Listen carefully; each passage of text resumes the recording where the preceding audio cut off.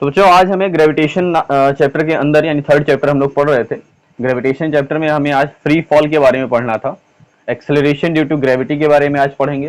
पहले तो free fall जानेंगे, फ्री फॉल होता क्या है। एक्सेलरेशन ड्यू टू ग्रेविटी जानेंगे, वो क्या होता है। और एक्सेलरेशन ड्यू टू ग्रेविटी के अंडर में जो हमारे इक्वेशन ऑफ मोशन होते हैं वो कौन कौन से होते हैं और किस तरह से यूज किए जा सकते हैं वो देखेंगे। ठीक है, तो इतनी सारी चीजें आज हम डिस्कस करने वाले हैं। सबसे पहले फ्री फॉल। फ्री फॉल नाम से ही जानते होंगे, शायद आप लोग पता भी होगा। अगर किसी ऑब्जेक्ट को हम किसी हाइट पर लेकर के जाते हैं और हाइट पर लेके जाने के बाद जैसे ये ऑब्जेक्ट मान लीजिए ये मार्कर है, इसको हम किसी हाइट पर लेके जाते हैं और यहाँ से हम इसको फेंकते नहीं है, हम इसको छोड़ देते हैं। ऐसे ड्रॉप कर दिया, छोड़ दिया, बस हमने क्या किया, उसको वहां से ड्रॉप कर दिया, बस सिंपल सा क्या किया, इसको छोड़ दिया ऐसे। तो ये क्या हो गया, फ्री फॉल हो गया। जब हम कोई ऑब्जेक्ट होता है किसी हाइट पर लेकर के जा करके उसको जीरो वेलोसिटी से छोड़ते हैं, यानी हमने उसको थ्रो नहीं किया है, फेंका नहीं है। फेंकेंगे तो हम फोर्स लगाएंगे और फोर्स लगाएंगे तो उस ऑब्जेक्ट को कुछ ना कुछ वेलोसिटी हम देंगे, बट हम वेलोसिटी उसको दे नहीं रहे, हम उसको फ्री फॉल करा रहे हैं। आराम से छोड़ दिया, बस उसको पकड़ा और पकड़ करके ऊपर से छोड़ दिया, तो जाहिर सी बात है वो जीरो वेलोसिटी से स्टार्ट करेगा, नीचे आना स्टार्ट करेगा जीरो वेलोसिटी से। उसकी वेलोसिटी इनिशियल वेलोसिटी कितनी होगी, जीरो होगी, क्योंकि हमने उसको थ्रो नहीं किया है, उसको ड्रॉप किया है। तो थ्रो करना और ड्रॉप करना अंतर है। थ्रो करने का मतलब आप उसको फेंक रहे हो, यानी आप उसको इनिशियल वेलोसिटी प्रोवाइड कर रहे हो, बट फेंकने छोड़ने का मतलब है आपके जो उसको आपने इनिशियल वेलोसिटी दी वो इनिशियल वेलोसिटी कितनी है, जीरो है। तो फ्री फॉल का मतलब initial velocity should be zero. और जब बॉडी ऊपर से नीचे की तरफ गिरती है यानी अर्थ की तरफ आती है, तो अर्थ की तरफ आते आते उसकी वेलोसिटी बढ़ने लगती है। जाहिर सी बात है, अगर आप एक फर्स्ट फ्लोर से कूदो, मान लो आप जंप करने वाले हो, आप जंप कर रहे हो फर्स्ट फ्लोर से, आपको मन कर रहा है जंप करने का, आप फर्स्ट फ्लोर पर चढ़ गए और फर्स्ट फ्लोर से जंप कर गए। फर्स्ट फ्लोर पर से जमीन पर जंप करेंगे तो चोट लगेगी, आपके पैर में चोट लगेगी। बट अगर आपका मन किया कि यार फर्स्ट फ्लोर से कूदे थे, कम चोट लगी थी, थोड़ा सा और चोट खाने के मन कर रहा है, तो आप क्या किए, सेकंड फ्लोर पे चढ़ गए और सेकंड फ्लोर से जंप किए, फिर से आपको चोट लगी बट थोड़ा सा ज्यादा लगी। इस बार फर्स्ट फ्लोर के कंपैरिजन में आपको फोर्स चोट जो लगी वो थोड़ा ज्यादा लग गई, लेकिन अभी भी आपका पेट नहीं भरा। आप क्या करते हो, थर्ड फ्लोर पर जाते हो, थर्ड फ्लोर से जंप करते हो, ज्यादा चोट लगती है। यानी जैसे जैसे आप हाइट बढ़ाते रहोगे, ग्राउंड से आप हाइट बढ़ाते रहोगे, आपकी इनिशियल वेलोसिटी वही है, आप इनिशियल वेलोसिटी उतना ही प्रोवाइड कर रहे हो, जीरो। यानी आप फ्री फॉल कर रहे हैं तो इनिशियल वेलोसिटी तो जीरो है, बट जब आप जमीन पर टकरा रहे हैं उस कंडीशन पर आपकी वेलोसिटीज डिफरेंट आ रही है। यानी एक बार वेलोसिटी कुछ अलग हुई, दूसरी बार वेलोसिटी कुछ अलग हुई, तो क्या हो रहा है, वेलोसिटी बढ़ क्यों रही है, वेलोसिटी किस कारण से बढ़ रही है, ये कारण हमें जानना है। मतलब समझ में आ रहा है सभी को, वेलोसिटी क्यों बढ़ती है। अब देखो, फ्री फॉल का मतलब है when an object is dropped, अगर कट रहा है ये, when an object is dropped towards the earth with initial velocity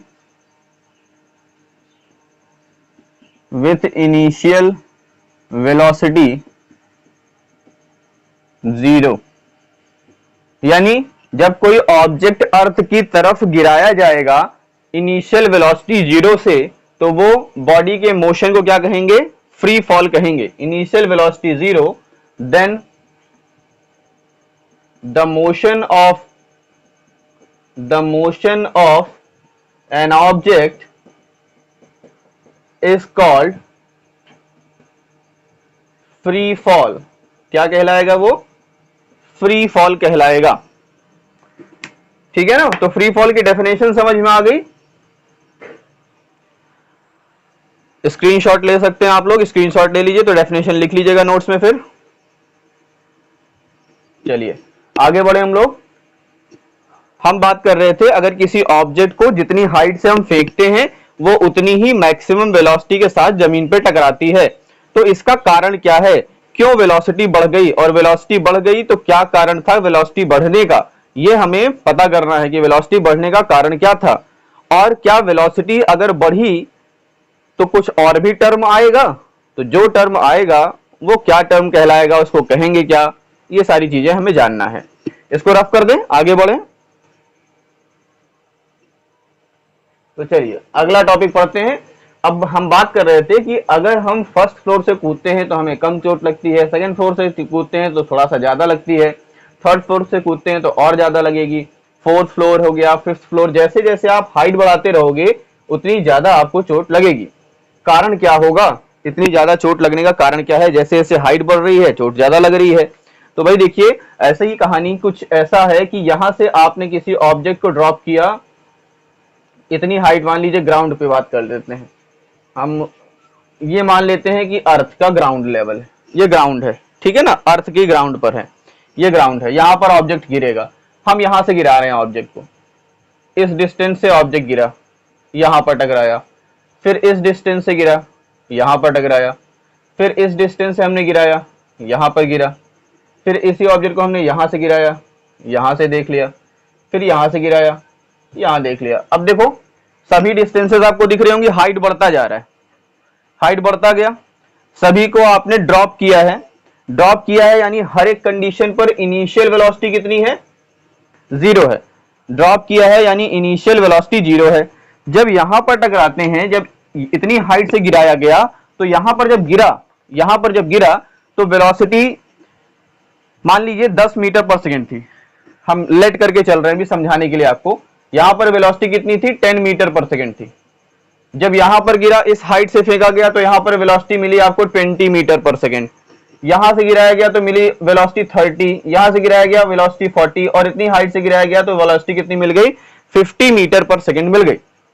आपने फाइनल वेलोसिटी कैलकुलेट की, फाइनल वेलोसिटी कैसे कैलकुलेट करेंगे वो आपका मुद्दा नहीं है, आपने कैलकुलेट की और आपको मिल गई कितनी वेलोसिटी, 10 मीटर पर सेकंड, यहां इतनी हाइट से गिराया तो 20 मीटर पर सेकंड, इतनी हाइट से गिराया 30 मीटर पर सेकंड, इस हाइट से गिरा तो 40, और इस हाइट से गिरा तो 50। तो आपने ये देखा कि जितनी ज्यादा हम हाइट कर देंगे हमें वेलोसिटी उतनी ही ज्यादा फाइनल वेलोसिटी मिलेगी। अच्छा वेलोसिटी हो क्या रही है, वेलोसिटी में क्या हो रहा है, चेंज, इंक्रीज हो रही है, वेलोसिटी क्या करी, इंक्रीज हो गई, चेंज हो गई। तो अगर वेलोसिटी चेंज होती है तो किस क्या टर्म आता है बेटा, हम लोगों ने बेसिक डेफिनेशंस पढ़ी थे, बेसिक टर्म्स पढ़े थे मोशन के, हमने पढ़ा था डिस्टेंस, हमने पढ़ा था डिस्प्लेसमेंट, हमने पढ़ा था वेलोसिटी, हमने पढ़ी थी स्पीड, और हमने पढ़ी थी लास्ट टाइम क्या पढ़ा था, मेरा फेवरेट है ना। तो ये जो एक्सेलरेशन है, एक्सेलरेशन की डेफिनेशन होती क्या है, what is the definition of acceleration, हाँ the rate of change of velocity, यानी वेलोसिटी में चेंज होना ही एक्सेलरेशन है। तो अगर यहां पर वेलोसिटी चेंज हो रही है, यहां से वेलोसिटी यहां पर गई, वेलोसिटी चेंज हो गई, वेलोसिटी चेंज हो गई, यहां पर आए थे इनिशियल वेलोसिटी जीरो थी, जब यहां टकराए वेलोसिटी 10 मीटर पर सेकंड हो गई, इतनी हाइट से फेंका, initial velocity zero, final velocity 20, यहां पर initial velocity zero, final velocity 30। तो अगर हम फ्री फॉल कर रहे हैं, अगर बॉडी कोई भी फ्री फॉल करती है तो उसकी स्पीड धीरे धीरे बढ़ती रहती है जैसे जैसे वो अर्थ के नजदीक पहुंचता है, और अर्थ से जैसे टकराता है तो स्पीड कुछ ना कुछ होगी। अगर हम किसी ऑब्जेक्ट को ही है, कोई खिलौना है जैसे, अगर हम उसको किसी हाइट से फेंक देते हैं, जैसे ही वो जमीन से टकराता है टूट जाता है, हाइट कम होगी वो नहीं टूटेगा, हाइट ज्यादा होगी टूटने के चांसेस ज्यादा हो जाएंगे। यानी जब ऑब्जेक्ट जितनी हाइट से गिरेगा उसकी वेलोसिटी उतनी ज्यादा होगी। तो बाय वेलोसिटी क्यों चेंज हो रही है, तो वेलोसिटी चेंज होने का कारण बताना है हमें, क्या होगा कारण की जिसकी वजह से वेलोसिटी चेंज हो रही है, एनीवन।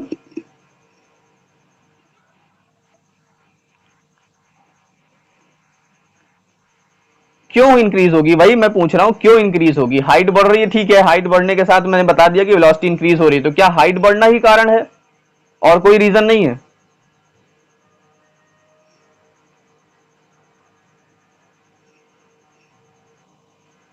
अगर चलो ठीक है, चलो ठीक है ठीक है ठीक है, ठीक, एक मिनट एक मिनट एक मिनट, अगर ये हाइट है, यहां पर हाइट है, ठीक है, यहां पर एक हाइट है, इसी हाइट से हम एक पत्थर फेंक रहे हैं, पत्थर का मतलब ईंट, ईंट जानते हो, ब्रेक, एक ईंट है, ठीक है, इसको फेंक रहे हैं उसी हाइट से, और उसी हाइट से यहां पर हमने संस्कृति जायसवाल को फेंक दिया। दोनों एक ही मतलब ड्रॉप कर रहे हैं, दोनों पोजीशन से, यानी एक ही पोजीशन पर हम लोगों ने क्या किया, एक साथ, यानी एक हाथ में हमने संस्कृति जायसवाल को पकड़ लिया, एक हाथ में ईंट पकड़ लिया, और दोनों को एक साथ ड्रॉप कर दिया, ऐसे छोड़ दिया एक ही हाइट पर। दोनों एक साथ गिरेंगे कि अलग अलग गिरेंगे? अरे गिरेंगे तो दोनों, गिरेंगे तो दोनों, ये डेफिनेट, ये तो फिक्स है कि दोनों गिरेंगे, ये तो फिक्स है कि दोनों गिरेंगे, बट कौन पहले गिरेगा जमीन पर?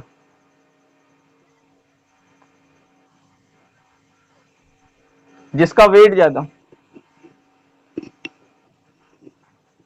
ठीक ठीक ठीक, बहुत सारे आंसर मिल गए, जिसका वेट ज्यादा होगा, कुछ का कहना है जिसकी वेलोसिटी ज्यादा होगी, और भी कुछ किसी ने कहा था कि दोनों समथिंग, कोई किसी ने कहा कि ईंट पहले गिरेगी, संस्कृति जायसवाल का कहना है मैं पहले गिरूंगी,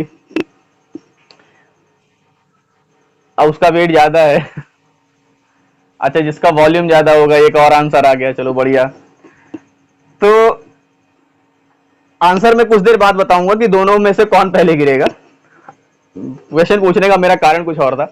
चलो ठीक है, तो पहले बात ये चल रही थी कि वेलोसिटी क्यों बढ़ रही है, अभी इसका आंसर देना है हमें कि वेलोसिटी क्यों बढ़ रही है, वेलोसिटी बढ़ने का कारण क्या था, या अगर कोई ऑब्जेक्ट किसी भी हाइट से गिरे उससे फर्क क्या पड़ता है? अगर गिरना चाहिए तो वेलोसिटी सेम होना चाहिए था, एक ही वेलोसिटी के साथ गिरना चाहिए था, बढ़ने का रीजन क्या था?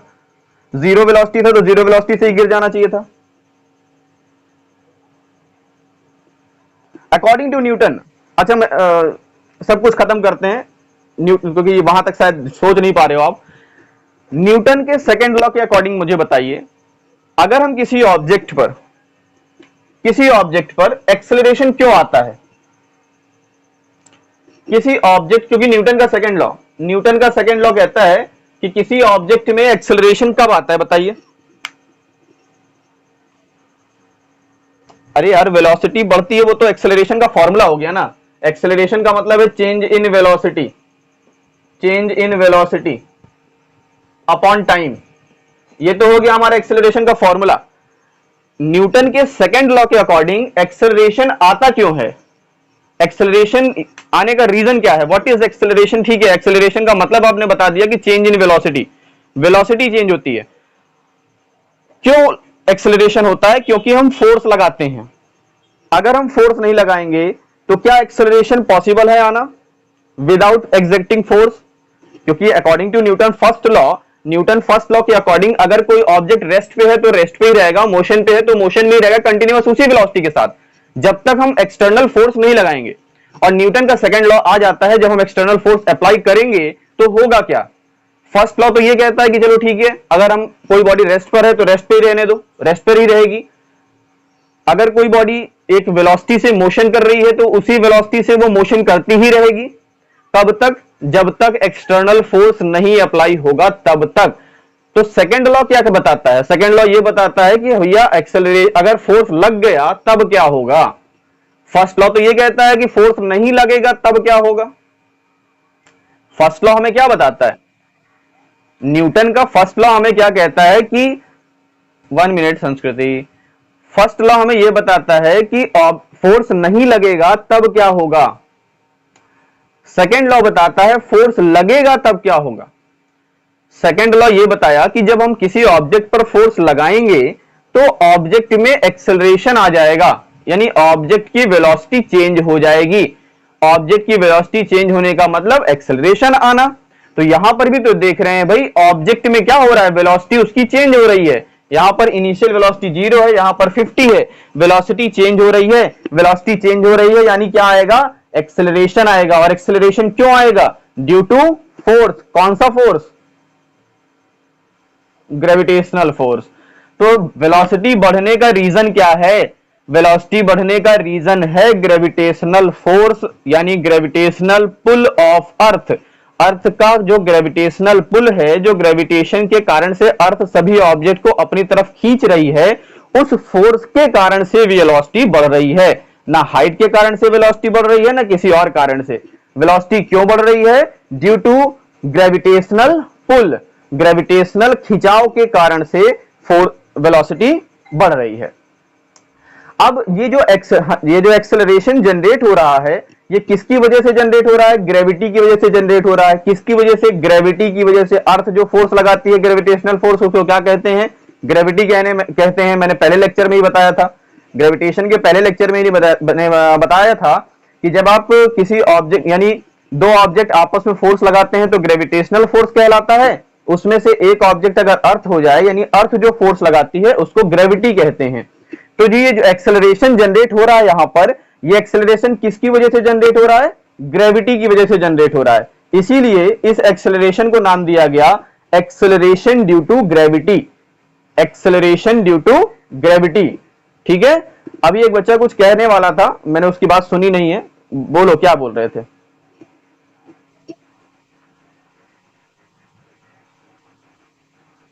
ग्रेविटेशनल पुल, अगर ऐसा हो ही नहीं सकता कि आप अर्थ में हो अगर, तो ग्रेविटेशनल पुल ना लगे, ऐसा पॉसिबल ही नहीं है।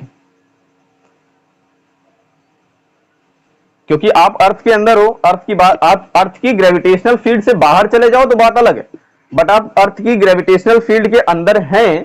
किसी भी ऑब्जेक्ट को, आप क्रिकेट खेलते हो, कभी खेला है? क्रिकेट खेला ही होगा, एज यूजुअल सभी बच्चे खेलते हैं। तो ऊपर की तरफ अगर हम बॉल फेंकते हैं, ऊपर की तरफ बॉल कभी फेंकते हैं, कई बार खेलते हैं ना, सब मन कर जाता है कैच करने का, ऊपर फेंक दिया कि कोई हमारा दूसरा फ्रेंड कैच करेगा। तो अगर हम ऊपर बॉल फेंकते हैं तो नीचे ही बॉल क्यों आती है? नीचे नहीं आना चाहिए था ना। क्या अर्थ में किसी कोने पर ऐसा हो सकता है, अर्थ के किसी कोने पर चले जाओ और वहां पर हम बॉल ऊपर की तरफ फेंके और बॉल नीचे ना आए? अर्थ में तो ऐसा कोना शायद नहीं मिलेगा, है भी नहीं ऐसा। तो इट मींस अगर हम ऑब्जेक्ट को ऊपर से नीचे फेंकेंगे तो ग्रेविटेशनल पुल एक्ट जरूर करेगा, यानी ग्रेविटेशनल पुल लगेगा ही लगेगा, ग्रेविटेशनल फोर्स लगना ही लगना है, यानी ग्रेविटी एक्ट करेगी ही करेगी। और ग्रेविटी एक्ट करेगी तो ग्रेविटेशनल पुल लगेगा, ग्रेविटेशनल पुल लगेगा तो ऑब्जेक्ट नीचे की तरफ आएगा और वेलोसिटी बढ़ेगी ही बढ़ेगी, क्योंकि हम क्या लगा रहे हैं? फोर्स लगा रहे हैं। और जब ग्रेविटी फोर्स लगाएगी तो फोर्स लगाने की वजह से क्या आएगा? एक्सेलरेशन आएगा, और एक्सेलरेशन आएगा तो उस एक्सेलरेशन को कहेंगे क्या? Acceleration due to gravity. हाँ बेटा बोलो, क्या हुआ?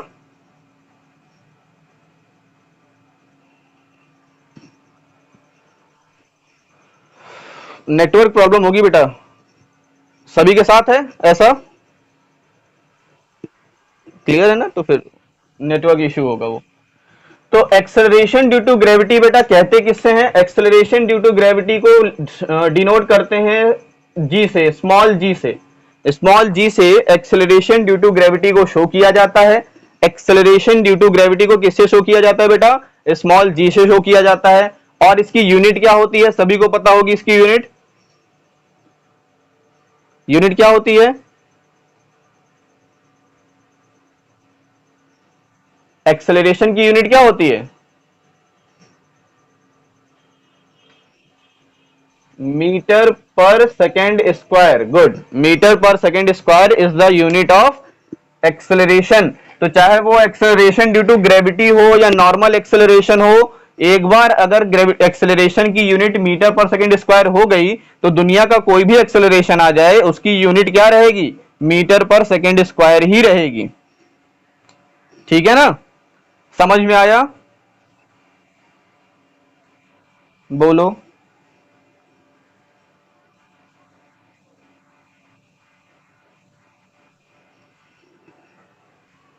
गुड। अच्छा, ये स्क्वायर क्यों लग गया? हाँ, बहुत बड़ी तकलीफ हो गई संस्कृति को भाई, इसकी तकलीफ को दूर किया जाए। अच्छा चलो फिर अब तकलीफ को दूर कर लेते हैं। वेलोसिटी क्या होती है बेटा? वेलोसिटी की डेफिनेशन मुझे बताओगी? फॉर्मूला, वेलोसिटी का फॉर्मूला। अरे तो फॉर्मूला पूछ रहा, फॉर्मूला। हाँ, डिस्प्लेसमेंट अपॉन टाइम। तो velocity is equals to displacement, अरे डिस्प्लेसमेंट अपॉन टाइम, बहुत सही आता है, आपको पता है। तो इसकी यूनिट बताओ। सभी लोग म्यूट करो, पहले अपने आप को, खुद को म्यूट करो सभी लोग, आवाज एक्सटर्नल आवाज बहुत आ रही है। संस्कृति अपने आप को अनम्यूट मत, मतलब तुम म्यूट को मत करना, तुम अनम्यूट रखो। संस्कृति जायसवाल को छोड़ करके बाकी सब लोग म्यूट करो। इसकी यूनिट होगी भाई मीटर और इसकी यूनिट होगी सेकंड, तो हो गया मीटर पर सेकंड, सही है, इसमें कोई दिक्कत तो नहीं है तुम्हें। चलो एक्सेलरेशन का फॉर्मूला बता दो। हाँ, velocity upon time, velocity upon time, सही है। अरे चेंज इन वेलोसिटी यानी वेलोसिटी मान के चल रहे हैं, ठीक है। वेलोसिटी की यूनिट क्या है? ये लिखा भी है हमने, मीटर पर सेकंड, तो यहां पर इसकी यूनिट लिख लें मीटर पर सेकंड। और इसकी यूनिट, टाइम की यूनिट क्या होती है बेटा? सेकंड, ठीक है। अब बताओ, m अपॉन एस मीटर पर सेकंड पूरा अपॉन एस, अपॉन में 1 मान सकते हैं क्या? अगर इस तरह से कुछ लिखा होता है तो उसको कैसे लिखा जाता है? ऐसे 1 upon sorry m upon S multiply by 1 upon S लिखते हैं क्या इसको? ये वाला पलट जाता है, ऐसे ऐसे लिखते हैं। अब बताओ, ये लिखा है क्या? m इंटू 1 करोगे क्या आएगा, और s इंटू एस क्या होगा? तो क्या बन गया इसकी यूनिट? समझ में आ गया? चलो भैया, समझ में आना चाहिए बस। तो बेटा देखो, छोटी से छोटी चीज हो, बड़ी से बड़ी चीज हो, शर्माना नहीं चाहिए। नहीं आ रहा है समझ में, पूछ डालो, कोशिश करेंगे बढ़िया से बढ़िया तरीके से समझाने की। कोशिश मेरी यही रहती है कि अच्छे से आपको समझ में आ जाए, बस समझते रहो, बस पढ़ते रहो, बस यही मजेदार। फिजिक्स क्या है यार, मजा लेके पढ़ना है ना। कोई दुख दर्द वाली कहानी थोड़ी ना यहाँ पर, इंग्लिश की तरह, हिंदी की तरह वो कथा है, पता नहीं क्या है, समझ में नहीं आता मेरे को। तो मस्ती से पढ़ना है। समझ में आ गया? तो ग्रेविटेशन समझ में आ गया, एक्सेलरेशन ड्यू टू ग्रेविटी समझ में आ गया। हाँ बेटा,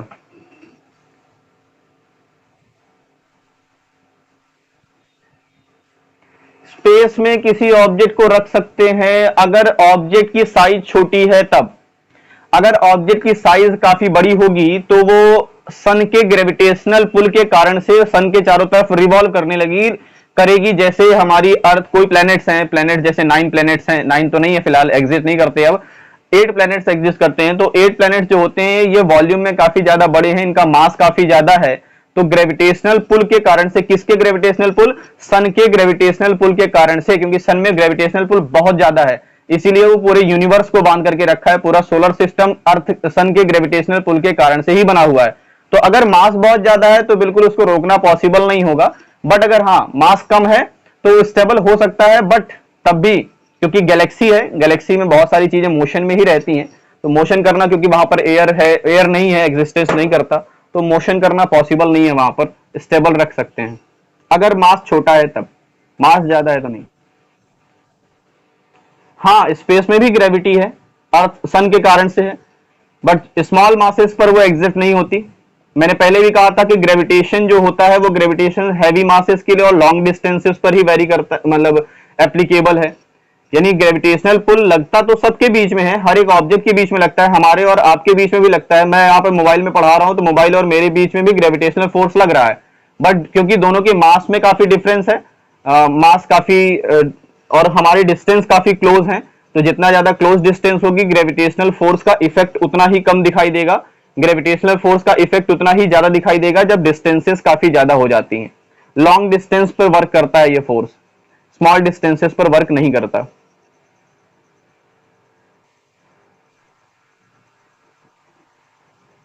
पूरे यूनिवर्स में फैली हुई है, जहां तक हम नजर डाल सकते हैं, जहां तक हमारी नजर जा सकती है, जहां तक हम सोच सकते हैं। सोचो बेटा, 8 प्लेनेट हैं, 8 प्लेनेट्स हैं इससे जुड़े हुए, और हमारा अर्थ जो है वो तीसरे नंबर पर आता है। 5 प्लेनेट्स हमारे बाद भी हैं जो सन से जुड़े हुए हैं और सन के चारों तरफ रिवॉल्व कर रहे हैं। यानी सन की यहां तक है कि हम मार्स तक भी पहुंचने में आफत हो गई है हमारे लिए। हम मार्स तक भी पहुंचने में, मंगल मिशन जानते ही हो सभी लोग, वहां तक पहुंचने में हम लोग को आफत हो गई है। एक रॉकेट के थ्रू हम वहां तक नहीं पहुंच पा रहे हैं क्योंकि यहां से लगभग 6 लाख किलोमीटर दूर है, 6 लाख सॉरी 6 करोड़ किलोमीटर दूर है मंगल ग्रह। तो अगर हम मंगल ग्रह की बात कर लें और आगे चले जाएं तो बहुत आगे है, फिर बहुत डिस्टेंस है। तो इसकी ग्रेविटेशनल फोर्स की हम सोच भी नहीं सकते कितनी दूर तक होगा। और शायद 8 प्लेनेट के बाद जो 9, 10, 12 हो सकते हैं और भी प्लेनेट्स हों, क्योंकि वहां तक हम पहुंच नहीं पा रहे हैं अभी तक। जितना हम देख पा रहे हैं, जितना यूनिवर्स में देखा गया, गैलेक्सी जितनी देखी गई है, 8 प्लैनेट्स देखे गए हैं। पहले 9 प्लैनेट्स थे। प्लूटो को एग्जिस्ट नहीं करता क्योंकि प्लूटो काफी घूम रहा है, पता नहीं कहाँ विलुप्त हो चुका है वो दिखाई भी नहीं दे रहा है। उसका राउंड करने का जो टाइम है शायद बहुत ज्यादा है, इस वजह से वो दिखाई नहीं दे रहा है आजकल हमारे ग्रेविटेशनल फील्ड से, मतलब हमारे नजर से बाहर है वो, इसलिए उसको एग्जिस्ट नहीं करता है। उसको अब कह दिया गया कि वो 9वां प्लेनेट है ही नहीं है, 8 ही प्लेनेट है हमारे यूनिवर्स में, सोलर सिस्टम में। बोलो।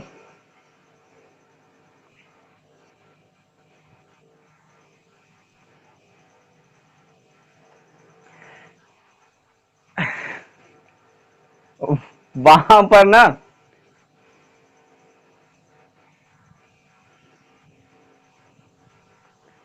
बाप रे, इतना ज्यादा क्वेश्चन, इतना ज्यादा दिमाग खराब कर देते हो तुम लोग अपना, मेरा नहीं अपना। अरे बेटा बहुत खतरनाक चीज सोच लियो, बहुत दिमाग, मतलब बहुत ज्यादा दिमाग लगा लिया तुमने। हाउ, कैसे?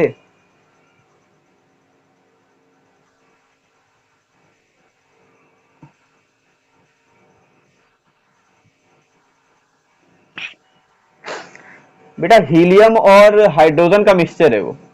हीलियम गैस है, हाइड्रोजन गैस है, और कार्बन के कुछ टर्म्स पाए जाते हैं। हीलियम और हाइड्रोजन सबसे ज्यादा है, कार्बन सबसे कम है। कार्बन के पार्टिकल्स पाए जाते हैं बट बहुत कम पाए जाते हैं। बट सबसे ज्यादा इसमें है हीलियम और हाइड्रोजन। तो हीलियम और हाइड्रोजन ऐसा है कि हीलियम के दो मॉलिक्यूल्स, सॉरी हाइड्रोजन के दो मॉलिक्यूल्स मिलकर के हीलियम बनाते हैं। लेकिन दो मॉलिक्यूल्स को जोड़ना इतना आसान नहीं है।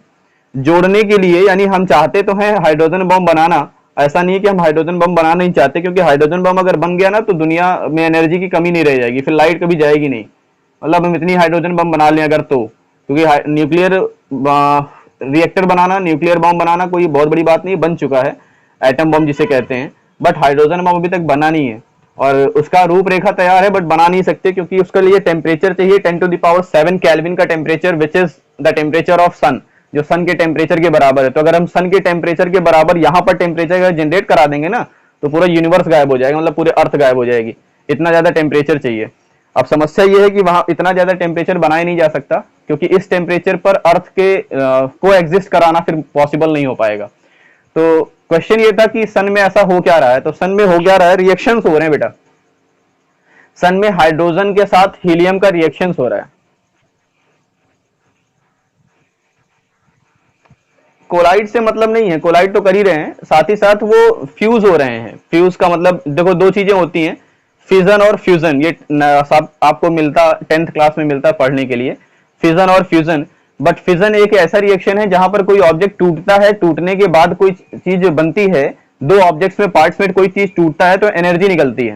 यानी कोई ऑब्जेक्ट एक पार्ट है, वो दो पार्ट्स में टूटेगा, कोई सब्सटेंसेस हैं जैसे यूरेनियम है, प्लूटोनियम है, एक से दो पार्ट्स में टूटता है तो क्या निकलता है, बहुत ज्यादा एनर्जी निकलती है। बट अगर इसकी बात करें फ्यूजन की, तो फ्यूजन में होता क्या है कि दो ऑब्जेक्ट मिल करके एक नया ऑब्जेक्ट बनाते हैं और इसमें एनर्जी निकलती है, इसमें भी एनर्जी निकलती है।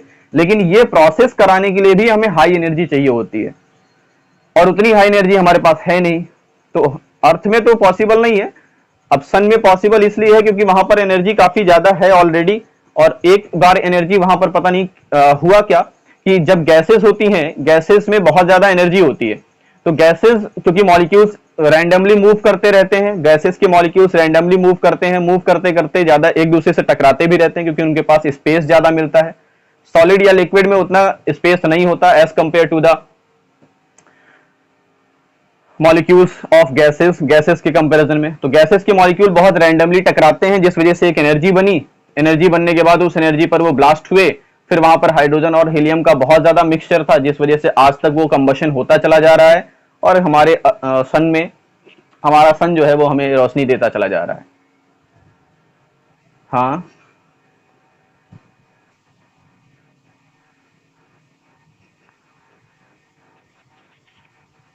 एनर्जी चाहिए बेटा, उस लेवल की एनर्जी चाहिए हमें। जानते हो कितनी एनर्जी चाहिए? टेम्परेचर सोच सकते हो? 10⁻7 केल्विन का टेम्परेचर चाहिए। 10⁻7 केल्विन का मतलब समझ रहे हो कितने degree Celsius? 1 crore degree Celsius का टेम्परेचर चाहिए। 1 करोड़ डिग्री सेल्सियस। इस टेम्परेचर पर क्या हम रिएक्शन कराने के लिए जिंदा रह पाएंगे? तो ये पॉसिबल नहीं था अभी तक। कुछ लोग दावा कर रहे हैं, कुछ साइंटिस्ट हैं, वो दावा कर भी, ऐसा नहीं है कि जनरेट नहीं किया जा सकता, इतनी एनर्जी जनरेट की जा सकती है एक छोटे से स्पेस में अगर जनरेट की जाए। फिर हाँ, शर्त यह भी है कि वो छोटे से स्पेस में जनरेट तो आप करा दोगे, बट वो फैलने ना पाए। फिर आप ऐसा कुछ कर दो कि कूलिंग की व्यवस्था हो जाए, ऐसा हो जाए। देखो हाइड्रोजन बम और जो बनाया गया है, एटम बम जो बनाया गया, तो एटम बम बनने के बाद हाइड्रोजन बम के बारे में सोचा गया। साइंटिस्ट ने सोचा कि क्या हाइड्रोजन बम बनाया जा सकता है, तो बिल्कुल पॉसिबल था। इसकी थ्योरी आज भी हम लोग पढ़ते हैं, 12th क्लास में ये कोर्स में है आपके, मतलब 12th क्लास में पढ़ाया भी जाता है कि न्यूक्लियर बम कैसे बनाया जाता है, मतलब एटम बम और हाइड्रोजन बम बनाए कैसे जाते हैं, यहां तक का प्रोसेस भी है। लेकिन 12th में आपको इतना पढ़ाया जाता है कि हाँ ठीक है, इतना जान लो आप लोग कि भैया ब्लास्ट ना कर पाओ, बस पता चला कि जानकारी कुछ ज्यादा दे दी जाए और आप लोग ब्लास्ट करके बैठ जाओ, तो वो चीज नहीं कराई जाती। इतना पढ़ा दिया जाता है कि हाँ आप लोग जानकारी रखें कि होता कैसे है, बट आपको प्रोसेस नहीं है, प्रैक्टिकल नहीं कराया जाता। क्योंकि प्रैक्टिकल कराया जाएगा तो सबसे पहले आप स्कूल को उड़ाओगे, मुझे पता है, और सबसे पहले शायद टीचरों को। ठीक है, तो हाँ,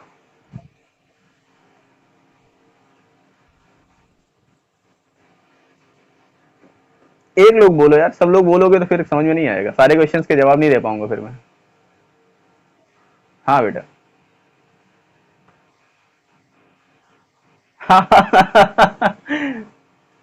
गुड, अच्छा सवाल था, वापस आ गए हम लोग। तो चलो फिलहाल डिस्कस खत्म करते हैं। जो फालतू की चीजें थी, ये सारी चीजें जो इतना डिस्कस की हो, फालतू की चीजें थी, कोई मतलब नहीं इन सब चीजों का। मतलब इस चीज का नहीं था। ये जो सन उन था, ये पता नहीं कहां से तुम लोग के दिमाग में आ जाता है, सोच लेते हो। ठीक है, अच्छी बात है, सोचना चाहिए, जितना ज्यादा सोचोगे उतना ज्यादा कुछ करोगे। सोचो, अच्छी बात है, लेकिन टीचर से मत पूछा करो, गंदी बात होती है। हम लोग फ्लो में बह जाते हैं, बताने लगते हैं तुम लोगों को, फिर बेकार हो जाता है, कोर्स छूट जाता है कि नहीं। हाँ, तो बात कर रहे थे फ्री फॉल के बारे में भाई। Free fall, acceleration due to gravity, समझ में आ गया। अब एक्सेलरेशन ड्यू टू ग्रेविटी की वैल्यू कितनी होती है और फॉर्मूला क्या होता है, इसके बारे में बात करें। फॉर्मूला कहां से आएगा? What is the formula of acceleration due to gravity and what is the value of acceleration due to gravity in the earth. Earth में एक्सेलरेशन ड्यू टू ग्रेविटी की क्या वैल्यू फिक्स होती है, या मैटर टू मैटर या object to object differ करती है, इसके बारे में हमें जानना है। तो भाई देखिए होगा क्या, बहुत सिंपल सी बात है। ये है अर्थ, मान लीजिए ये अर्थ है, इसको हम ई से डिनोट कर रहे हैं, ई फॉर अर्थ। और ये है एक छोटा सा ऑब्जेक्ट जो अर्थ से कुछ ऊंचाई पर है, यहां पर है, यहां से इसको ड्रॉप किया गया है, नीचे की तरफ छोड़ दिया गया है, ड्रॉप किया गया है, इनिशियल वेलोसिटी 0। जब ये अर्थ से नीचे यहां पर आके टकराएगा तो किसी न किसी वेलोसिटी से टकराएगा, मान लेते हैं v वेलोसिटी से टकराएगा, तो इसका एक्सेलरेशन कुछ ना कुछ होगा। कितना एक्सेलरेशन होगा भाई? मान लेते हैं एक्सेलरेशन ड्यू टू ग्रेविटी हमने अभी पढ़ लिया। किससे डिनोट करते हैं एक्सेलरेशन ड्यू टू ग्रेविटी को? जी से डिनोट करते हैं। तो बताइए इसमें फोर्स कौन सा लग रहा है? एक्सेलरेशन ड्यू टू ग्रेविटी के कारण से एक फोर्स लग रहा है। क्या, कौन सा फोर्स लग रहा है? ग्रेविटेशनल फोर्स लग रहा है।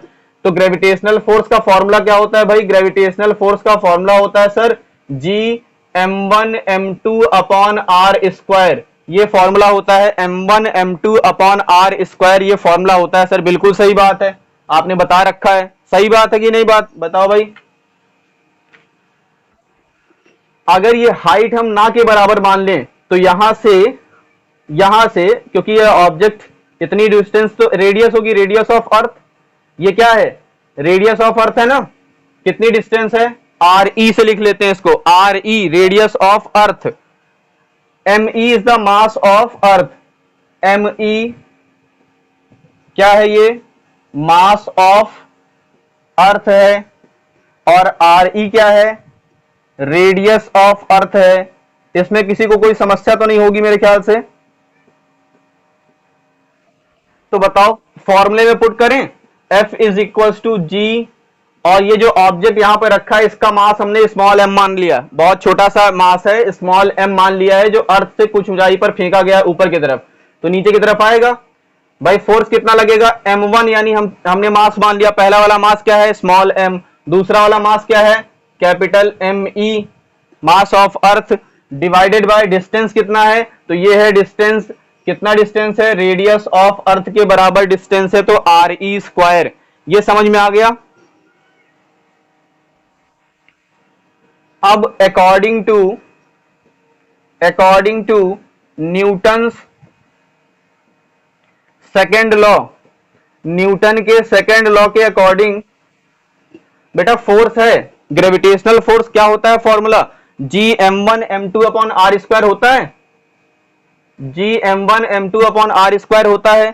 तो देखो G की जगह पर G हो गया, m1 की जगह पर कौन सा पार्टिकल आ गया, ये वाला पार्टिकल आ गया, m1 की जगह पर स्मॉल m आ गया, m2 यानी दूसरे बॉडी का मास यानी अर्थ का मास me, और रेडियस इतनी डिस्टेंस तो है ऑब्जेक्ट की, जब ये ऑब्जेक्ट नीचे गिर आएगा यहां पर आ जाएगा तो कितनी डिस्टेंस होगी, इतनी डिस्टेंस तो बचेगी, तो आर ई डिस्टेंस हो गया, इसलिए आर ई स्क्वायर।